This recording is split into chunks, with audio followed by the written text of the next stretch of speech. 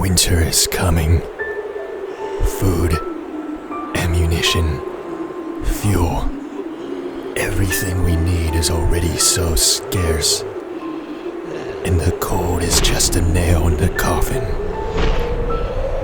We'll need so much more if we're to survive the dead of winter. And there's only one way to get it.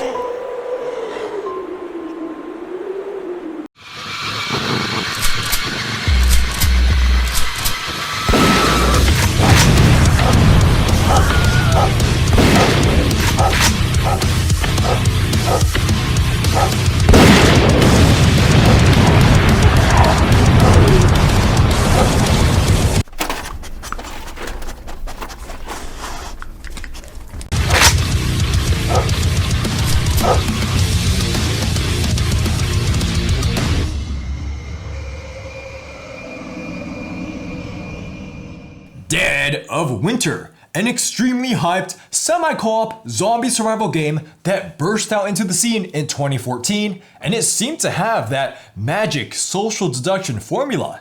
It promised to be epic, but not too long, still have a grand story, and have awesome trader moments in between.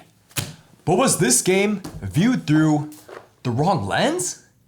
Well, let's take a deep dive into this frozen, undead wasteland. In Dead of Winter, you and your friends are each going to control a handful of survivors. And you're working together as a group to survive a brutal winter at this colony, with of course, some zombies shambling around. You'll all have one main objective you're trying to do, but everyone's also going to get a secret objective that they individually have to do to win the game. So if the game ends with the main objective completed, but you haven't done your secret objective, let's say you don't have 3 extra food cards in your hand, then you lose the game. These secret objectives make it so that the main objective can be completed, but then only some of the players actually win the game. Oh, and then some of these cards will have an extra clause on them that you want to sabotage the colony after you finish your secret objective, essentially making you a hated traitor. Basically, this game is just Walking Dead in a board game, and everyone's gonna go off to start randomly being selfish and or stupid for no good reason. So how do you get resources to help out your colony of survivors and or do stupid stuff with said resources? Well, you can move your survivors to different locations from the colony, like the donut shop if you want guns, the library if you want knowledge, or the gas station if you need gas and guns. While a survivor is at a location, they can scavenge items from the location's search deck. Players take turns spending their action dice to make their survivors do stuff, such as searching and attacking. All the while, random bad stuff keeps happening, like from unexpected event cards and routine crises cards, which can damage survivors and drain resources. And also every round, zombies spawn at any locations that have survivors in them, including the home colony, and you have to spend food to feed everyone. Yeah, this goes on until you either all lose from morale loss because too much bad stuff like death and starvation happens, or until the main objective is completed, where you then all reveal your secret objectives and check to see who actually wins. Could be some people, could be nobody, could be everybody, you never know. Now on to the review, starting with the pros. And first and foremost, this game just looks and feels great. Everything is really well colored and just stands out well. Especially considering you'd expect drab, wintry tones from a game called Dead of Winter. The game's included action dice are easy to see with a good color scheme against the player board. Then there's a red D12 with cool icons. The cards all look and feel amazing, ranging from the Crossroads, basically an event deck, secret objectives, survivors, and items all having this gritty, frosted over look. There's really good iconography and labeling so that it's easy to tell which decks and tokens go where. What's more, the game comes with enough plastic bags to hold everything so you don't have to worry about storage. There's no complaints at all about components, and it all just blends seamlessly with the icy apocalypse theme. On top of all that, Dead of Winter has a great rulebook that's really concise with plenty of pictures and examples. This lines up amazingly with how the turn structure and actions are super clean on these player aids. This player aid is the gold standard for aids. It looks great, lists everything about how the game plays, has arrows to organize your cards, and even sections for your dice. This all leads into the game being very intuitive for newcomers or when coming back after a while. It also helps that your turns and actions just make a lot of sense. All you do on a turn is use your action dice. Once they're all done, then you refresh them for next round. And then what are these actions? Bam! Player aid. It lists everything you can do by default in this game. Attacking, searching, barricading, and even the things you can do without spending action dice, like playing cards from your hand. Obviously, a rules reference book would still be nice, but we have to give props to the game for having one brief booklet that functions well and looks very pretty. Plus, on the back of it is nice flavor text to give some strong first impressions of new objectives or trader victories. Though you probably won't read these if you see them again on subsequent playthroughs. So now let's get to the Crossroad part of Dead of Winter, a Crossroads game. Basically, Crossroads are an event deck of 80 cards that is drawn from every turn, which can potentially trigger if the conditions on this card are met. This is a really cool idea with a massive novelty factor. It makes it feel like anything can happen. Survivors, they can fall in love, survivors can get kidnapped, survivors can get drunk as fuck. Crossroads will have a decision that will either be made by the survivor involved or the group as a whole. I mean, they are called Crossroads after all. There's a road. It's crossed. You gotta pick the choice between getting mauled by zombies or shot by bandits, and both those options suck balls, but whatever. This ultimately makes the game feel very alive, like an actual zombie apocalypse with all these unexpected twists and turns that when you first experience make you go like, holy shit, I'm old. There's also 30 unique survivors in the game, each with their own stats and special abilities that feel thematically appropriate to the character. Example, the lower these smaller numbers on the survivor cards are, the better, as that means you only need that result or higher on your 6-sided action dice when you do an attack or search. So as examples of guys who are good at fighting, there's a fitness trainer whose special ability is having slightly more health than everyone else. Or there's the soldier whose ability is to kill 2 zombies at the colony with a single well-rolled die. They even threw in Walter White. I mean, Edward White. Yeah, the chemist. He can make a homemade bomb with medicine. He also really likes making meth. On the top, there's an influence score, which breathes even more life into these survivors. There's the well-spoken mayor with an impressively high 68, and then there's the mall Santa with an abysmal 14. And whenever someone talks to him, he cries while pissing and pooping and coming in his pants. He also really likes meth. Yeah, the game is definitely not all grim and gloom, cause there's even more silly stuff in addition to this substance-abusing mall Santa. There's Sparky the stunt dog running around. There's the pirate that can steal stuff from people. And then you got the ninja, Mike Chode. There's even more awesome diversity on what you can find while searching. There's stuff from shotguns, of course, books on martial arts, megaphones, and even other survivors that will join you. The searching really does feel like searching because when you're looking, it can be really hard to find what you're looking for. And being this frozen tundra wasteland, sometimes you just have to get what you get. So now let's take a look at the personal objectives. And yet again, there's just so much diversity here. There's stuff ranging from having the most cards in your hand, having the most survivors, or even having a certain amount of barricades put up on the board. Or how about being the secret drug junkie who just needs to have meds in his hand at the end of the game? There's 24 of these secret objectives, and they usually don't overlap in items you need to get, unless there's a trader. Yep, there's gonna be a trader in this game, but we have to stress, not all the time. Rather, there's about a third of a chance that they'll be in the game when everyone gets dealt their random secret condition cards. But then if you're a trader, you're not going on an all-out sabotage mission. Rather, you still have your own secret objective you want to do first. This is a fantastic idea because everyone, including the trader, is working towards their own hidden agendas.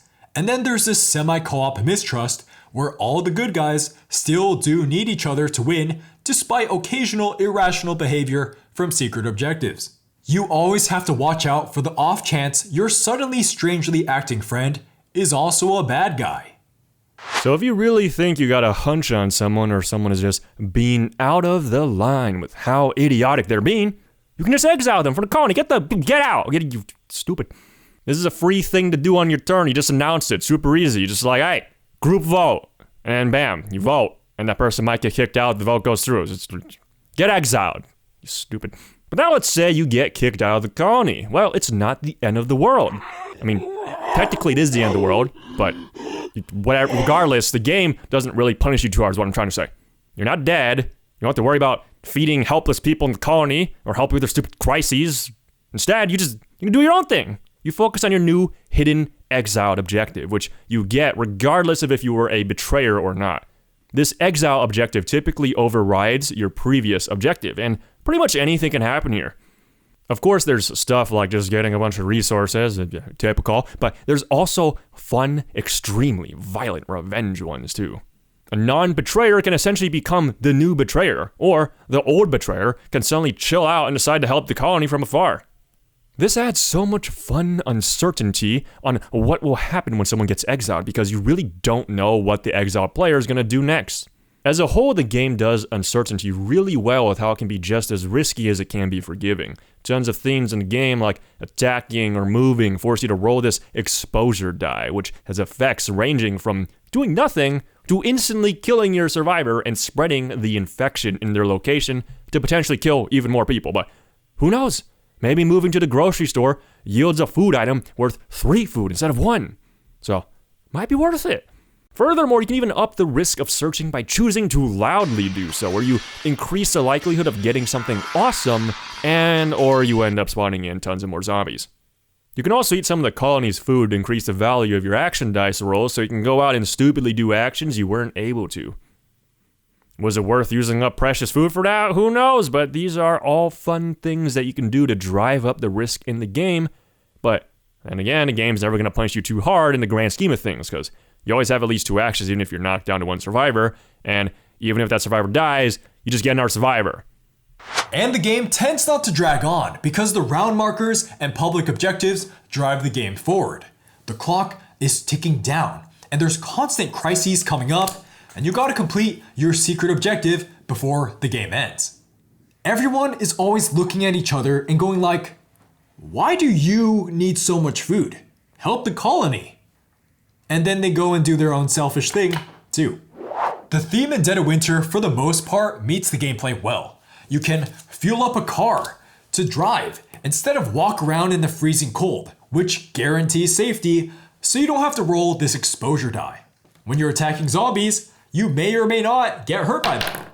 Survivors will come and go, just like they would in a zombie comic or movie. We always have to eat food, and then someone's always gonna have to clean up the waste. And it's not gonna be me. And then the morale is so scarce and frequently drops after buildups of unfortunate events, like when a crisis goes bad and hurts someone enough to inevitably send them into a death spiral. You're recreating this zombie apocalypse with your friends as you bicker over who's providing food, all while barricading up against zombies, while secretly panicking about your own hidden agendas. Oh, you just added a bunch of food to the colony? Okay, I'm gonna have to eat some of it and let morale drop for a turn because I really need a gun for my survivors, okay? Like, I have to go and get some before Bob empties out the police station. Like, he's been there their entire game. No, I'm not the betrayer. I'm not. We probably don't even have one this game. Or what about Joe? He's got like 5 survivors and has been eating all the food and barely even helps. Like, look, he's got 9 cards in his hand. Like, dude, what are you even searching for? Ultimately, Dead of Winter's strengths come together to create really fun stories because everything is just so interconnected. The hidden objectives lead to fun motivations that will surprise you with what funny situations end up happening. Even more so because traitors tend to be the biggest dumbasses with objectives that tend to make them do much more difficult tasks than normal players. Like, look how much crap you gotta gather for this objective. Who even needs this much guns and medicine? Like, what the Okay, cons time. What's holding Dead of Winter back? Well, first up, some personal goals are just way too easy, which is more problematic than being too hard, because easy objectives don't cause group conflict since they don't force weird behavior. Like, there's one that all you have to do is have 4 barricades in the main colony. It's like people are gonna do that anyways. What the like, you could fulfill this without even having to do anything. Plus, you can just dump barricades at the higher numbers like 5 and 6 where they won't get broken because zombies spawn in ascending order in the colony. So your group is giving you weird looks, but you're just like, bro, what are you talking about? 2x4s are the pinnacle of interior design aesthetic. But only for that one corner. Or there's Justice, where you win if you exile a betrayer, if there is one. But, most of the time there's not going to be a betrayer, so you don't even have to do anything. Like, there should never be an objective that you can fulfill without having to go out of your way to do it, meaning they should never happen naturally throughout the game because it breaks that semi-co-op atmosphere where you can't trust your group since they're constantly going off doing weird selfish crap. Going back to the Justice example, they should have forced you to fulfill like some sort of resource condition in the majority of times that there is no betrayer, though I guess it isn't flavorful, so maybe it should be like you kill an ungodly amount of zombies. I don't know how you even keep track of that at this point, but it needs reworking, okay? Now we get to the big bad con. Ready for it? The betrayer in Dead of Winter breaks the game. Yeah, the betrayer is just way too strong. Basically, once they finish their objective, it's too easy for them to just tank morale and just suddenly win the game. There's a number of ways they can do this. They can move all the characters as much as possible to roll the exposure dice a ton to get a tooth to cause infection. They can make maximum noise in places with tons of survivors to attract tons of zombies. They can attack and kill survivors, and yes, you are allowed to attack survivors and not just zombies. They can eat all the colony food in one turn to boost their action dice. There's the tracked action. You can use to optimally move zombies around just to kill people. You can play a bunch of cards to create a bunch of waste in the colony, which is hard to clean and can dip morale. You can contribute incorrect items to the crisis deck to cause a super bad effect. You can even try to kill your own survivors to drop morale, since without being exiled, you're still part of the colony. The list is really long, and I'm sure we missed a few, but basically, being a traitor is a hot mess with a million different ways to cause tons of damage to the colony. And for a lot of these actions, it's not like we can take them out of the game either. They need to be in the game for non-betrayers to do beneficially or against each other when an exile vote fails and they're sussing out who's the betrayer, if there even is one. And when the stars align, if the betrayer does some combination of all this when they're the last player in a round, no one can react, and they easily guarantee a ton of deaths and damage.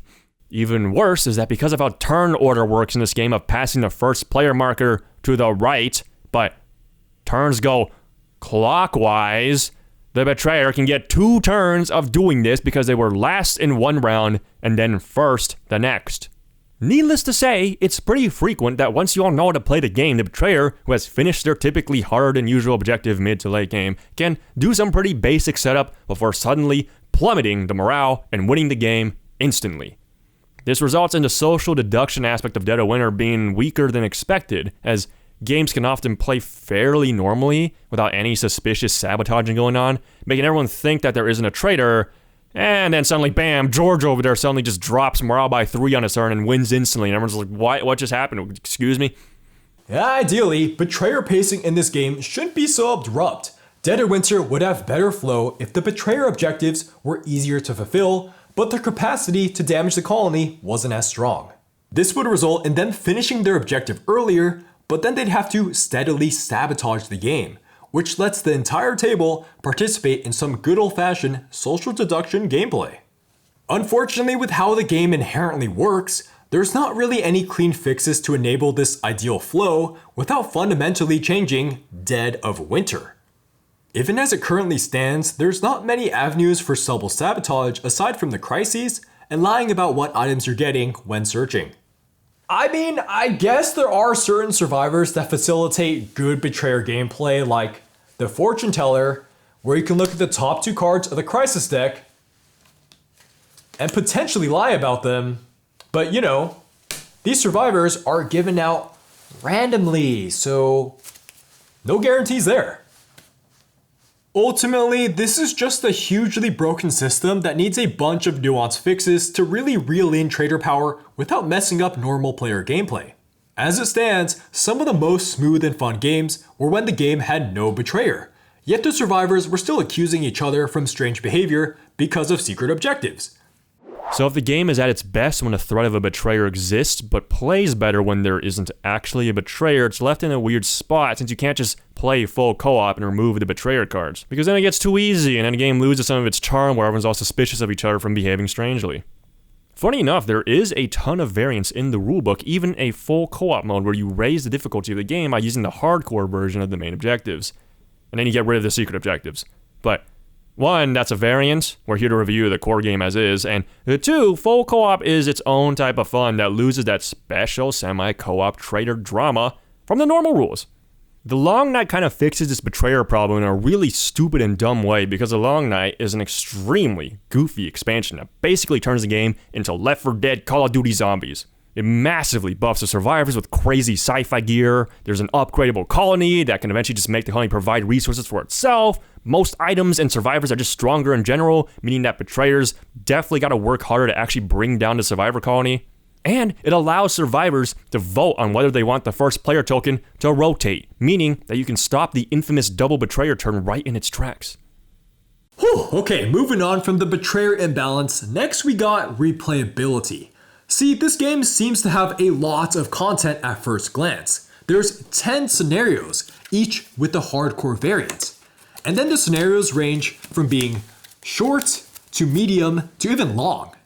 But a lot of the pros we mentioned are things that are really cool at that first glance. There's a huge novelty factor in seeing all the objectives and crossroad cards, but then the hype dies down fast when you have repeat playthroughs, and then you know what the hyper-specific events or motivations are, and then it's not that exciting.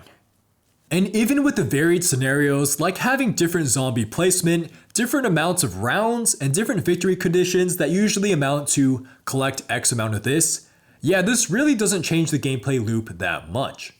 Shout out to Too Many Mouths though. Love that objective. It's literally just survive. And also you have a gajillion helpless survivors eating up all your food. Really clean and brutal as a result. But anyways, the point here is that most objectives play pretty similarly, so you can just do your personal thing, and then every now and then, you go and do that other thing for the main objective to progress it, and then call it a day. And while crossroads are cool, there's only 80 of them, and you draw one every turn, so you'll run into repeats sooner than later. And while they do help to make different playthroughs feel unique from one another more so than the main objectives, they lose this ability once you've played a handful of times.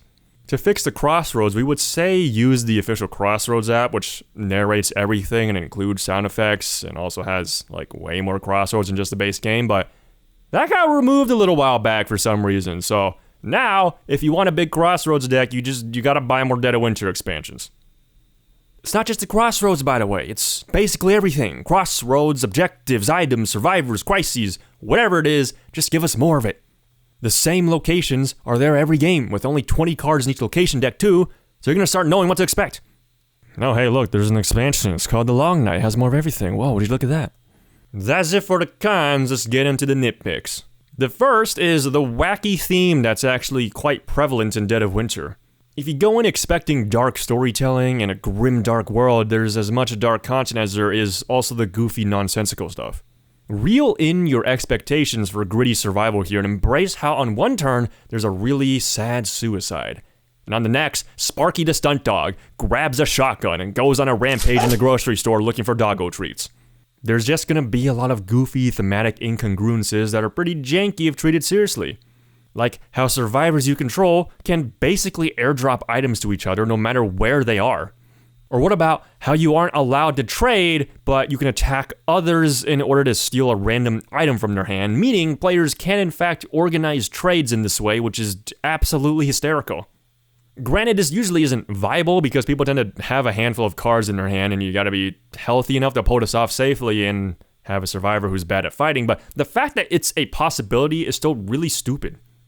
Also, crossroad cards that mention specific survivors are really annoying in that there's no picture of the survivor on them, or even their title. Like, everyone always refers to their survivors by their titles, like mayor, sheriff, soldier. No one says, hey, you got Rod Miller? Actually, bad example for me, because Rod Miller's face has forever been burned into my brain from that one time my friend roleplayed him as a cult leader who was obsessed with Alex Jones, but you get the point. Downtime is also definitely a problem in your first few games or groups prone to analysis paralysis because of the RNG that Dead of Winter constantly throws out. If you play enough, you'll definitely get closer to the advertised playtime, but it's super easy to go overboard in this game and just have the game take an hour longer than it's supposed to be with a lot of dumb drama talking or thinking really hard about your turn only for RNG to make something go horribly wrong, and then you gotta rethink everything, and that can take a while for those prone to AP.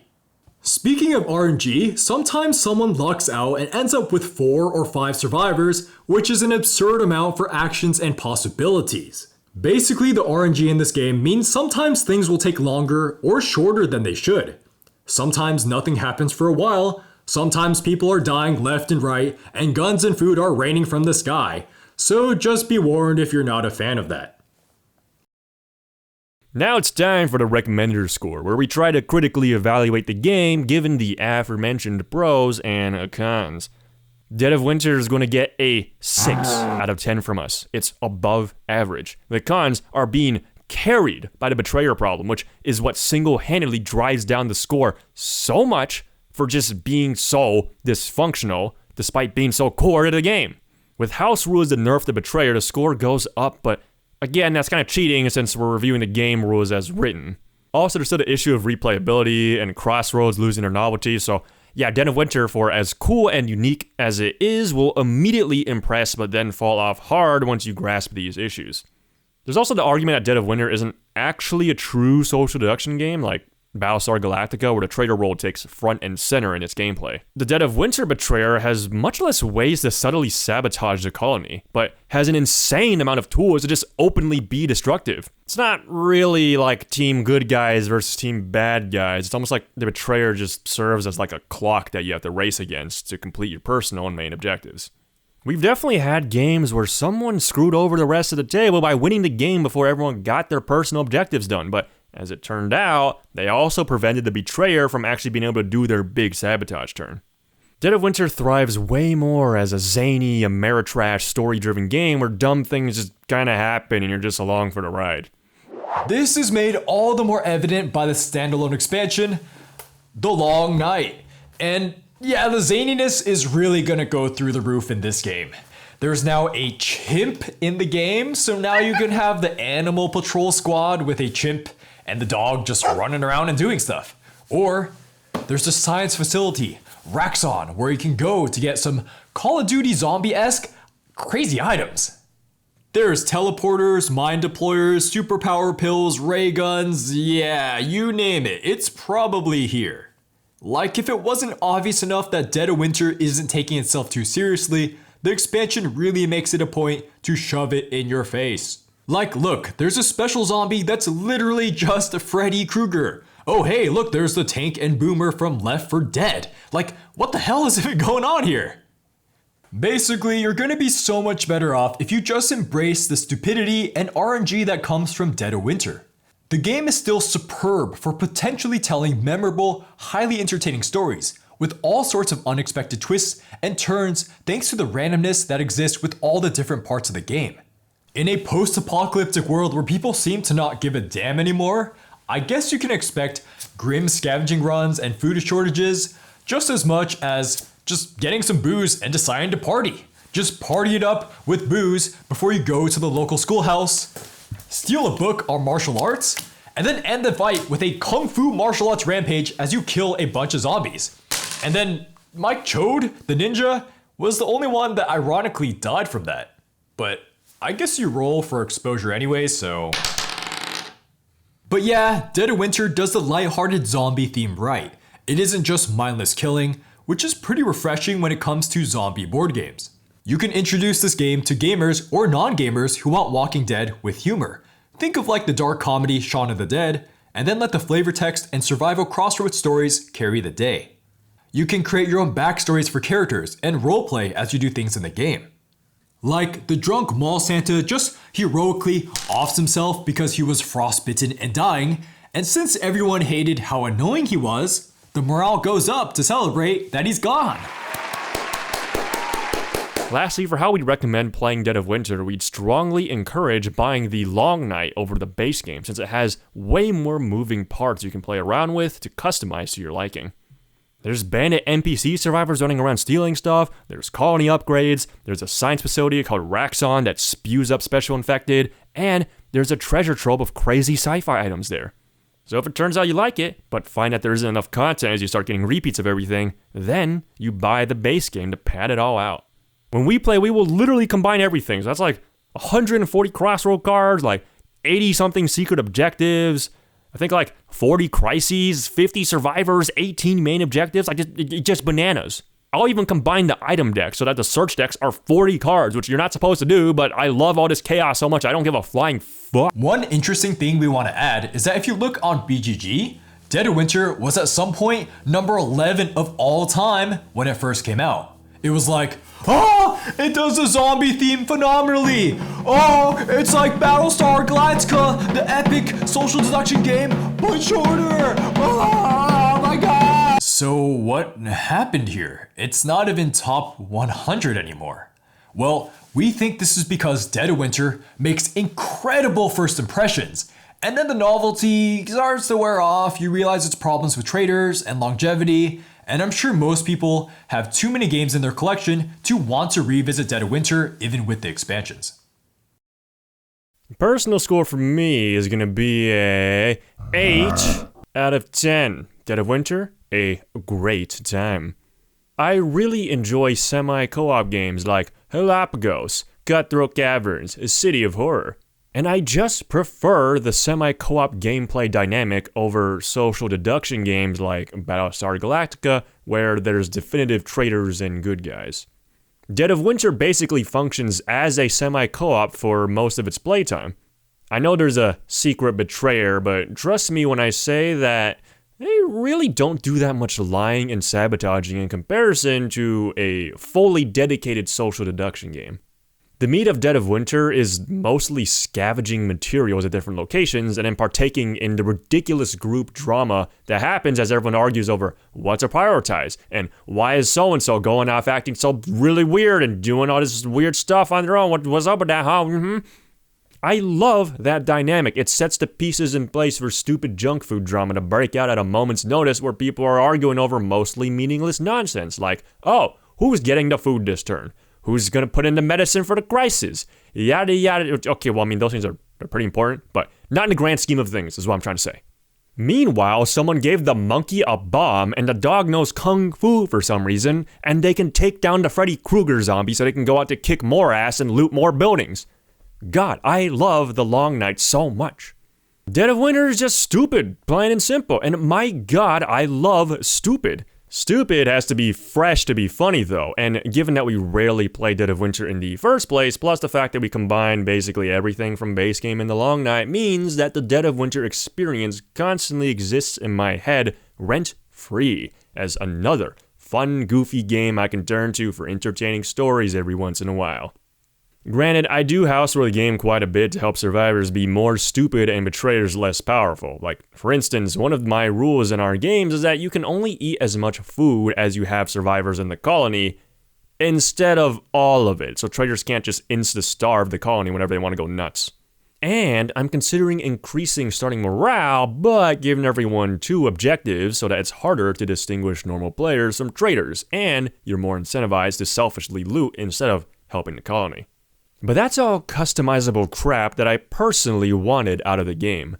Of course, if I view Dead of Winter more critically, I don't actually think it has a solid foundation and isn't really a game where I'm like, yes, this is an excellent game, it's critically acclaimed and everyone should try it. It ain't no fancy wine and cheese, it's more like a drunken mess where you guzzle boxed wine right from the nozzle and wolf down shredded cheese straight out of the bag, but you know what? Sometimes I'm all for it. My personal score for Dead of Winter is going to be a 4 out of 10. Below average. Dead of Winter is not Battlestar Galactica light. It's not. But 6 years ago, in 2015, that's what it was hyped up to be for me. But then, eventually, Wasn't the game supposed to be like 1.5 hours? It's been quite a while. No one is gonna taint the crisis deck for a while because that can really expose you as the betrayer. Oh, he's revealing himself as the betrayer? Oh, and then the good guys have no chance of winning now. Well, there goes my hopes and dreams of a mechanically sound Walking Dead board game. This was actually the first game I traded on Reddit because I never saw myself wanting to play this game again. Why play a broken game? So then a couple years down the line, Daniel picked Dead of Winter back up, and I was dragged back into this. And I slowly reset my mindset towards the game.